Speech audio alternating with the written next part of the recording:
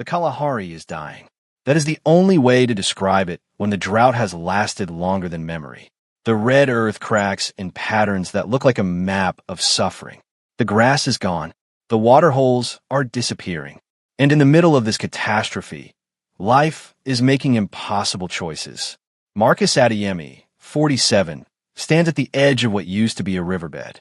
He is a wildlife conservationist, lean and dark-skinned from decades under African sun, his eyes perpetually searching the landscape for signs of distress. His field vest is covered in dust. His water bottle is half empty. He has already learned to ration everything. Around him, the air shimmers with heat. The temperature is 48 degrees Celsius. Nothing is moving. Nothing should be moving, but something catches his attention.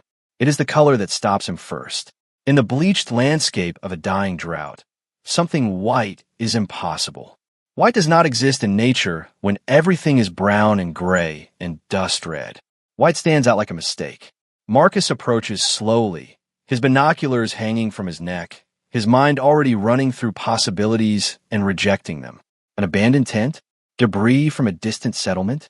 His heart rate increases even as he moves methodically, respectfully, giving whatever is ahead of him space to flee if it needs to. He is 50 meters away when he understands what he is seeing. It is a calf, an elephant calf, no more than 6 months old, lying in the shadow of a drought-resistant acacia tree. It is pure white, not gray with lighter patches, not a pale variation of normal elephant coloration. It is perfectly, completely, impossibly white. The calf is on its side. Its breathing is shallow. Its eyes are closed. Marcus stops. He does not speak. The only sound is the wind across dead grass and the distant calls of ravens circling above the landscape. The calf's eyes open slightly. They are pale blue, clouded, and unfocused, showing consciousness but not awareness. The animal sees Marcus but does not react.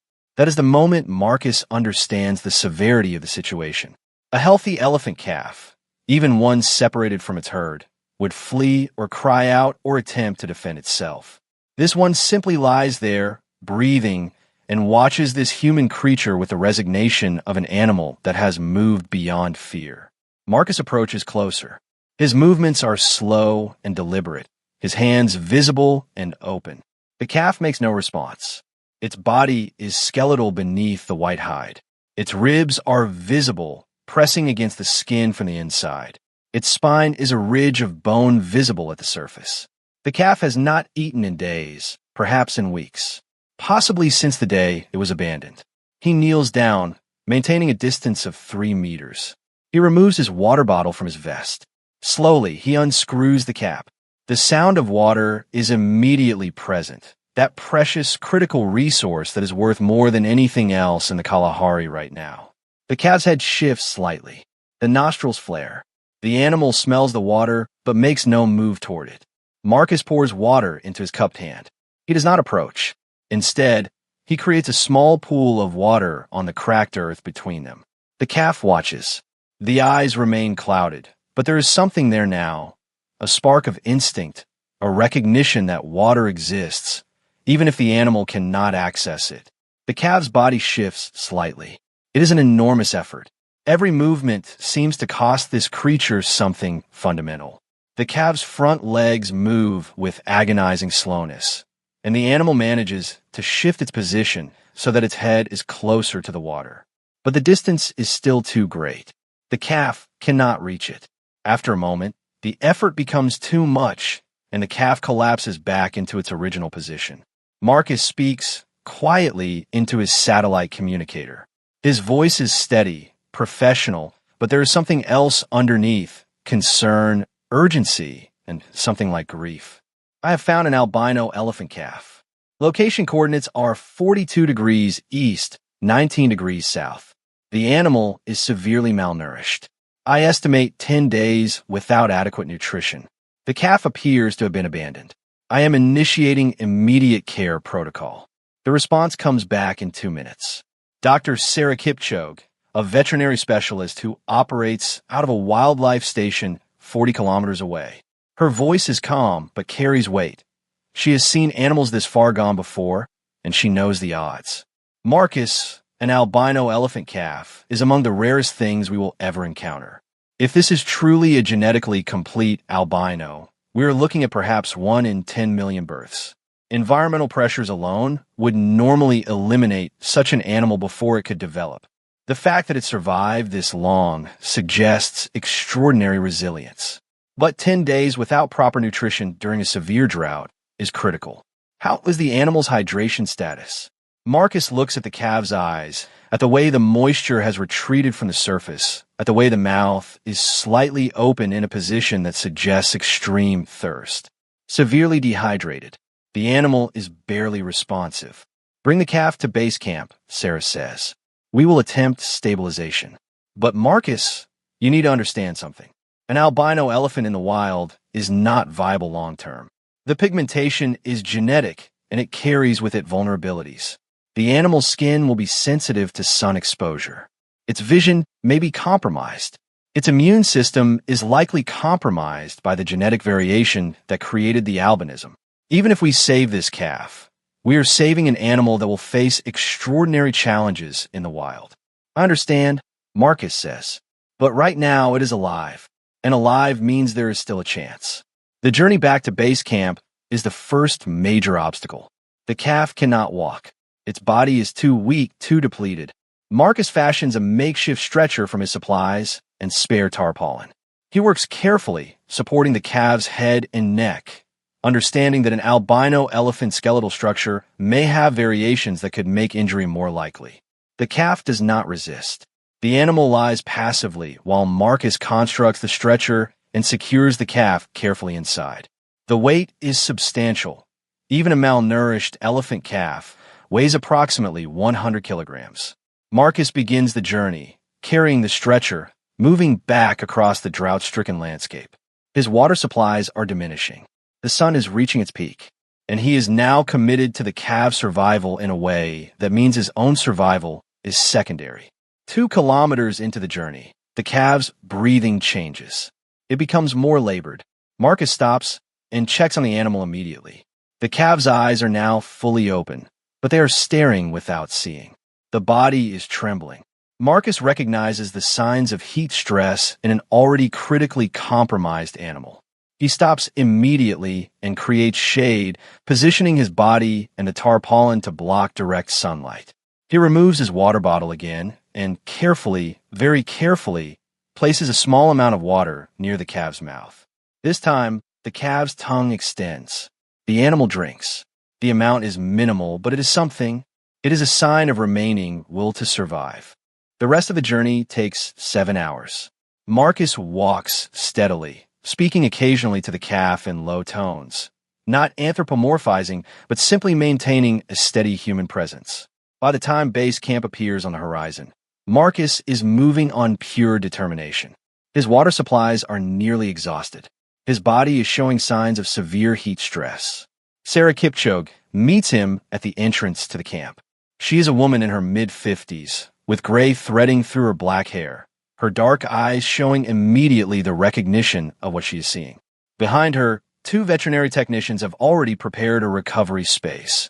A climate-controlled shelter with soft substrate, medical equipment arranged carefully, 4 fluid supplies standing ready. The calf is transferred to the recovery space with extreme care. Sarah begins a physical examination immediately. Her hands move with professional precision across the calf's skeletal frame, assessing damage, understanding the extent of deprivation. Internal dehydration is severe, she speaks quietly, narrating her findings to her technicians. The animal is in hypovolemic shock. If we do not rehydrate this calf within the next few hours, the organs will begin to fail. We begin 4 fluids immediately. Core temperature is elevated. Malnutrition is comprehensive. This animal has been without substantive food for at least 2 weeks, likely longer. The genetic variation created by albinism may be affecting metabolic efficiency, meaning the animal's body was burning through reserves faster than a pigmented calf would. The first 48 hours are critical. Sarah and her team maintain constant observation.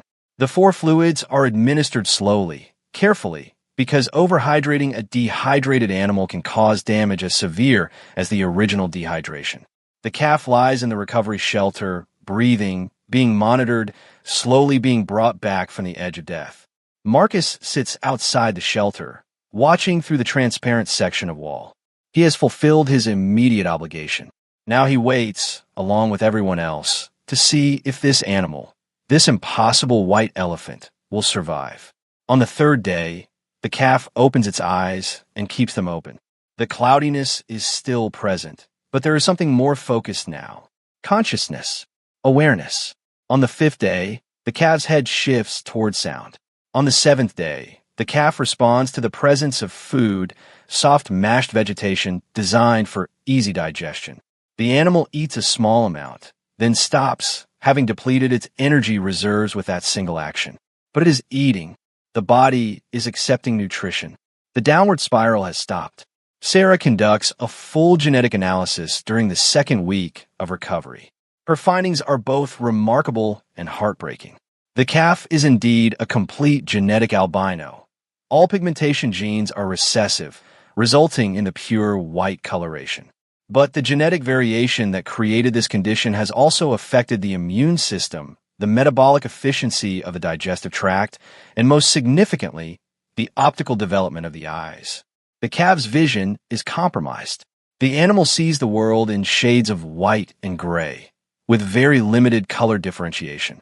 This calf, Sarah explains to Marcus one evening, sitting outside the recovery shelter and looking at the white form resting inside, should not exist. In the wild, an albino elephant calf would face predation from every side. Lions would identify it immediately as easy prey. Hyenas would hunt it during the night. The lack of camouflage alone makes survival nearly impossible. And now we know the visual impairment makes it even more vulnerable. So what do we do? Marcus asks. Sarah is quiet for a long time. We have three options. We can euthanize the animal. That is the choice made by many wildlife programs when facing an animal with such severe limitations. It is merciful, and it prevents the animal from experiencing prolonged suffering. Marcus's jaw tightens, but he says nothing. We can attempt to maintain the animal in captivity. But a captive elephant, especially one with the genetic complexity of an albino, requires resources that most facilities cannot provide. The animal would live, but it would not live well. And the third option? Marcus asks. We return the animal to the wild and accept that we cannot control the outcome. We can provide it with a chance. We cannot guarantee that it will survive, but we can give it the opportunity to try. By the fourth week, the calf is standing. Its legs are still weak, but the animal can support its own weight. The ribs are no longer prominent. The calf is gaining mass, recovering from malnutrition. The behavior is changing too. The passivity is giving way to something more active. The calf begins to explore the recovery shelter. It demonstrates curiosity. It shows personality. It also shows clear attachment to Marcus. When he enters the shelter, the calf's body language changes. The animal moves toward him, not aggressively, but seeking proximity, seeking the presence of the human who found it when it was dying. This is a problem, Sarah says, watching the interaction. If the calf becomes too habituated to humans, its ability to function in the wild will be compromised. We need to begin reducing human interaction and increasing the calf's exposure to natural environmental conditions. The transition begins in the fifth week. The calf is moved from the climate-controlled recovery shelter to an outdoor enclosure that mimics natural conditions as much as possible. The shelter is removed gradually. The calf is exposed to the sound of wind, the variability of temperature, the smell of the natural landscape. Sarah introduces herbal supplements designed to strengthen the immune system, preparations based on plants that wild elephants seek out during times of stress. By the 8th week, the calf is eating independently. The animal no longer requires medical intervention, though Sarah monitors vitals daily. The white elephant is strong enough now to survive. The question is whether it is strong enough to survive in the wild. The decision to release the calf is made collectively. Marcus, Sarah, and the team agree that continued captivity would serve no greater purpose. The animal has recovered. The next challenge is teaching it how to be wild. The release site is chosen carefully, an area of the Kalahari where elephant herds have been documented, where water sources still exist despite the drought, where the landscape offers multiple refuge options. Early morning, before the sun reaches its peak, the calf is transported in a specialized crate to the release location. The door is opened. The calf stands in the crate, looking out at the landscape it was born to inhabit. For a moment, nothing happens. Then the calf takes a step forward, then another. The animal emerges into the African dawn, its white coat brilliant in the early light, its body no longer skeletal but healthy and strong. The calf walks forward, its movements becoming more confident with each step. It walks toward a grove of acacia trees. It reaches the trees and begins to strip bark from the lower trunk. Natural feeding behavior that had been suppressed during the weeks of critical recovery. The calf is not lost. The calf is not confused. The calf is home. Marcus watches from a distance, binoculars in hand. Sarah stands beside him. Neither speaks. The moment is too large for words.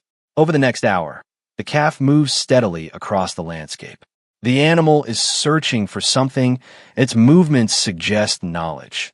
Instinct driving it toward a location that means something. By mid-morning, the sound reaches them from approximately 2 kilometers away. It is the distinctive rumble of adult elephants. It is not isolated sound. It is a herd calling to each other, maintaining contact. The white calf stops. Its head comes up. The pale blue eyes, despite their limitations, detect movement in the heat shimmer of the distance. The calf makes a sound, a high-pitched trumpet that carries across the landscape. It is not a distress call. It is a reaching out, a seeking. The response is immediate. The rumble of the herd intensifies. There is movement in the landscape. A group of elephants emerges from behind a rise in the terrain. A herd of 12, with adult females and young calves, moving with purpose across the drought-stressed landscape. The white calf stands motionless. The herd approaches steadily. When they're close enough to clearly see the white calf, the herd stops. There's a moment of absolute stillness where both the wild herd and the recovering calf simply observe each other. Then, one of the adult females moves forward. She is a matriarch, identifiable by her size and the confident movement of her approach. She lowers her head toward the white calf. The contact is made, the older elephant touching the younger one with her trunk, investigating, assessing, understanding what this animal is. The other elephants in the herd begin to move closer. The white calf is quickly surrounded by the herd, touching, investigating, including. Within minutes, the dynamics are clear. The herd has accepted the white calf as one of their own. The animal that was abandoned, the animal that nearly died, the animal that should never have survived, is being adopted into a family. The herd begins to move again, and the white calf moves with them. The animal does not look back. It is moving toward survival, toward belonging, toward a future that seemed impossible when Marcus first found it gasping in the shadow of an acacia tree. Marcus and Sarah watch until the herd disappears into the landscape. When they are gone, the only evidence they were there is the disturbed earth and the memory of a white elephant, impossible and alive, returning to the wild. That evening, sitting in the base camp, Sarah makes an entry in her research log. She documents the albino elephant's recovery, the genetic findings, the release, the herd's acceptance. But at the end, she adds a note that is not strictly scientific. The survival of this animal defies logic. Genetically compromised, visually impaired, abandoned by its own mother, starved to the edge of death. This elephant should not exist in the wild, and yet it has been accepted into a herd. It will face challenges that pigmented elephants never encounter. But it will also experience what this drought-stricken landscape very much needs right now. Proof that life persists, that recovery is possible, that even the impossible can find its place in the natural world. Marcus steps outside the camp and looks out at the landscape where the herd disappeared. The drought continues. The landscape is still dying. But somewhere out there, a white elephant is walking with its family, drinking from whatever water sources remain, eating whatever vegetation can be found surviving. The impossible, it turns out, is sometimes just a matter of will. The will of an animal to live, and the will of humans to give it that chance.